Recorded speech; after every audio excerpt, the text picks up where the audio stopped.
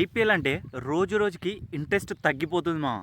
ఎందుకంటే ఏదో video game చూసినట్టు అనిపిస్తుంది.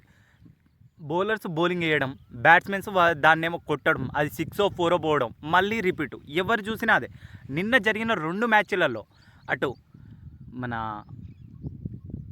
పీబీకేఎస్ వర్సెస్ డీసీ మ్యాచ్లోనూ సేమ్ 265 రన్స్ టార్గెట్ని ఇంకా 7 బాల్స్ మిగిలి ఉండగానే పంజాబ్ కింగ్స్ అయితే సక్సెస్ఫుల్గా చేసింది.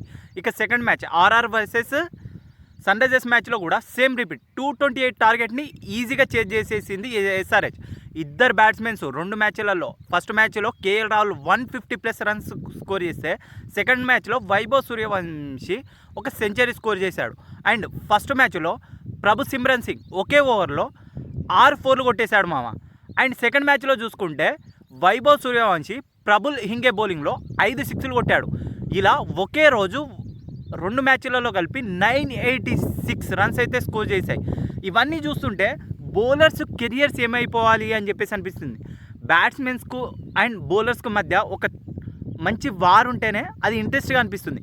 బట్ ఇలా వన్ సైడెడ్గా అయిపోవడంతో ఏముందిలే అని చెప్పేసి అనిపిస్తుంది. 2024 నుంచి మొత్తం క్రికెట్లో ఐపీఎల్లో ఎస్పెషల్లీ 200 స్కోర్ చేయడం, మళ్ళీ దాన్ని టార్గెట్ చేజ్ సక్సెస్ఫుల్గా చేయడం, నాకైతే ఎందుకో బౌలర్స్ని మరీ తీసి పడేసినట్టు అనిపిస్తుంది మా ఇండియాలో అయితే. మరి మీరేమనుకుంటున్నారో కింద కామెంట్ చేయండి. ఇద్దరు బ్యాట్స్మెన్ సెంచరీ చేసినా అవి కూడా 2 లూజింగ్ కాస్ట్ సైడే వచ్చాయి.